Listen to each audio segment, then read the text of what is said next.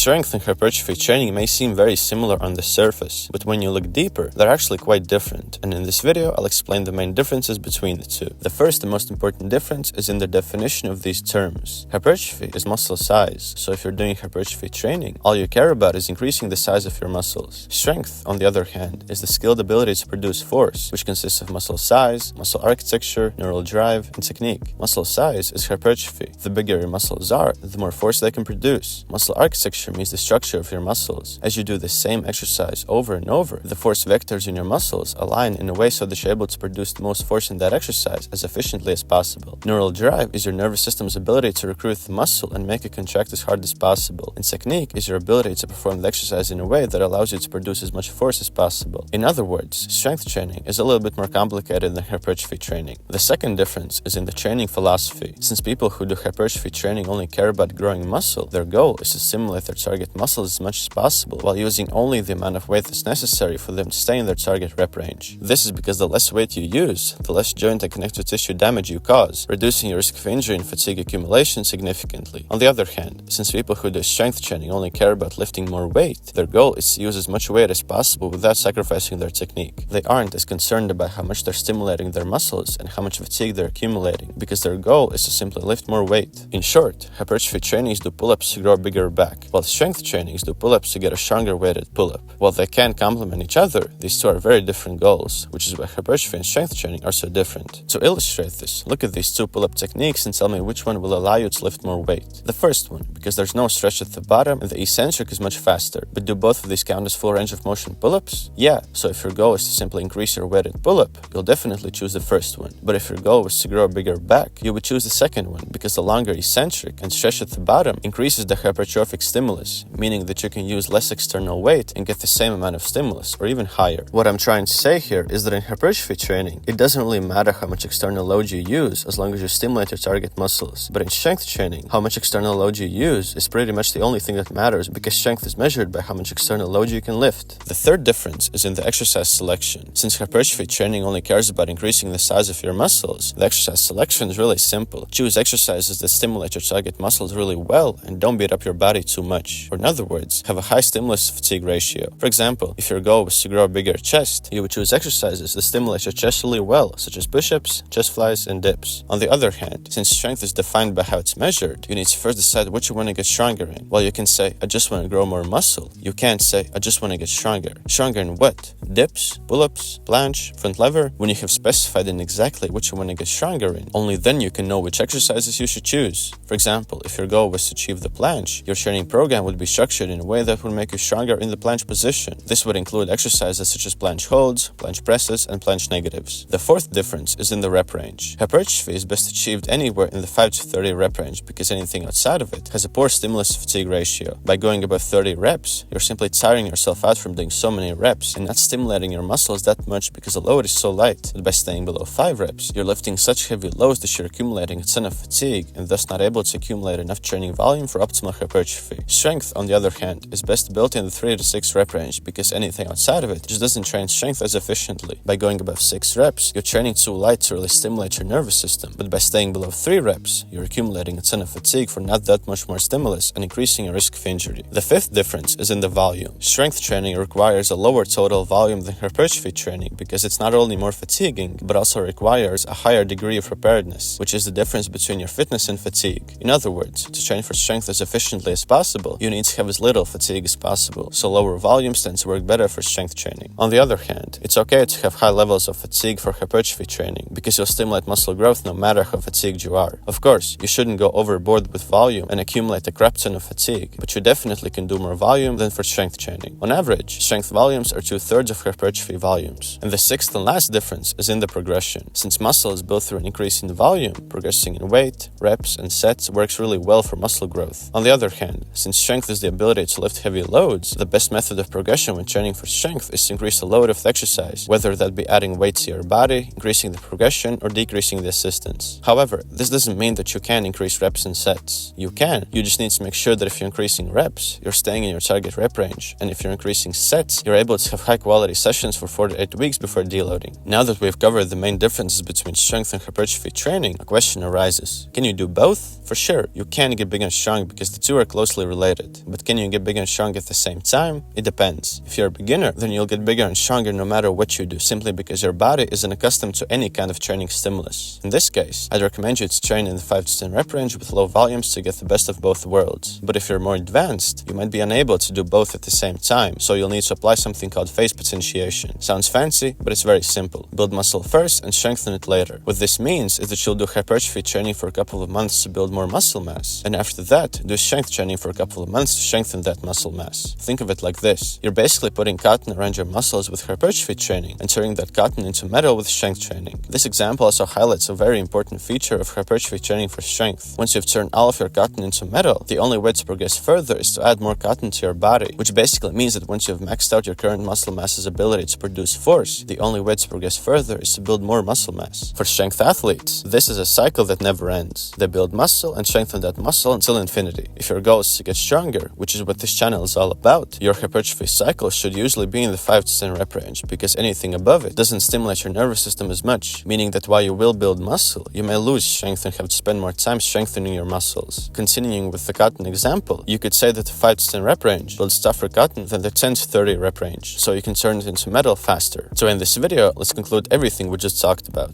The first difference is in the definition. Hypertrophy is muscle size, while strength is the skilled ability to produce force. The second difference is in the training philosophy. Hypertrophy training is all about stimulating your muscles and minimizing fatigue, while strength training is all about lifting as much load as possible. The third difference is in the exercise selection. For hypertrophy training, you should choose exercises that stimulate your target muscles really well, while for strength training, you should choose exercises that you want to get stronger in. The fourth difference is in the rep range. For hypertrophy training, you should train in the 5 to 30 rep range, while for strength training, you should train in the 3 to 6 rep range. The fifth difference is in the volume. Strength training requires a lower total volume than hypertrophy training because it's not only more fatiguing, but also requires a higher degree of preparedness. So on average, strength volumes are 2/3 of hypertrophy volumes. The sixth difference is in the progression. Hypertrophy is built through an increase in volume, so reps, load, and sets can be increased, while strength is built primarily through an increase in load. And can you do both? Yeah, if you're a beginner, you can do them simultaneously by training in the 5 to 10 rep range. But if you're more advanced, you should do them separately. Build muscle first in the 5 to 10 rep range and strengthen it later in the 3 to 6 rep range. If you found this video helpful, make sure to leave a like, subscribe to my channel, and comment down below what kind of videos you would like to see from me more. You can also check the description for the best 9 bodyweight exercises for beginners on my Instagram, where I post my workouts and lifestyle in general. And have an awesome day.